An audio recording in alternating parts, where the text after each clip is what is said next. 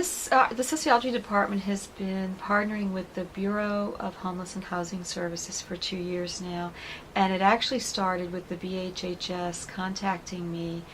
They had to face a lot of budget cuts, and it was ironic because they couldn't collect the data that they needed statewide to do the needs assessment, to send to DC, to show the need for funding, because they didn't have funding to collect the data. So they were in a catch-22, so they were reaching out to colleges and universities in the state, and they knew that the sociology department here does a lot of work with the community, so they asked if our students would be willing to interview residents of homeless shelters locally and then use that data to give to the state. They're compiling all that data statewide.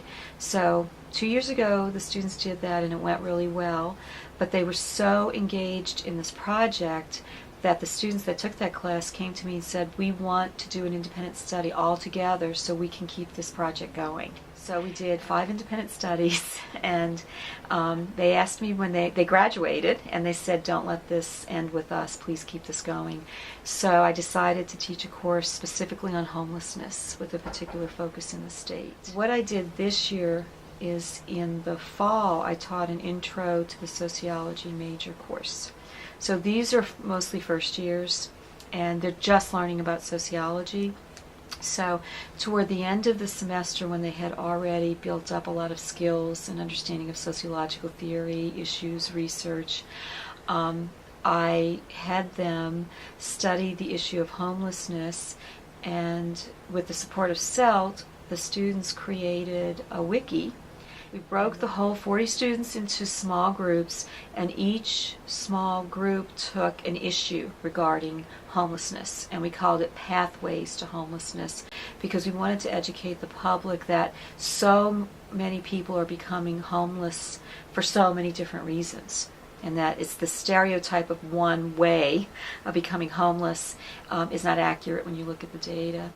My requirement was they had to document the issue, they had to explain why the issue persists, and then they had to present advocacy and services and so forth to address that issue. How can we alleviate that issue? So I was really proud of what the first years did. Within just a couple of weeks, we had this wiki up and going, and they got so excited. They put a lot of work into it.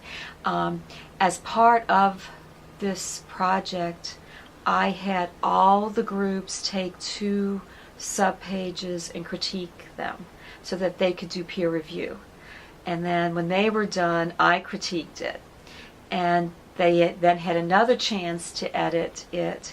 So by the end of the semester, they got the grade. In the spring, I'm teaching an upper level course called Homelessness in the U.S. and in New Hampshire. And this 3rd year course, they are all critiquing all the subpages. I gave them a rubric to use, and they're literally going in.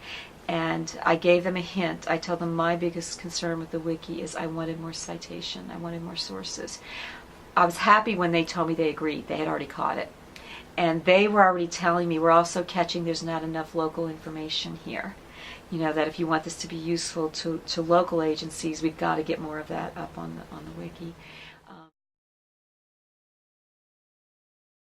So, for example, the library has given us a lot of tools, and we actually have people come in and do demonstrations from the library on information technology. And so, for example, they'll work with the students and they'll say, look at the .com, compare those sites to the .org sites, to the .edu sites. Is this a research institute that on its website says it's bipartisan or nonpartisan? I started off, for example, the semester with having them look at a report from HUD, Housing, Urban and Development, a report from the state, BHHS, and an academic book. And it was all on how to define homelessness, how to measure it, and counts of homelessness. And they were all different.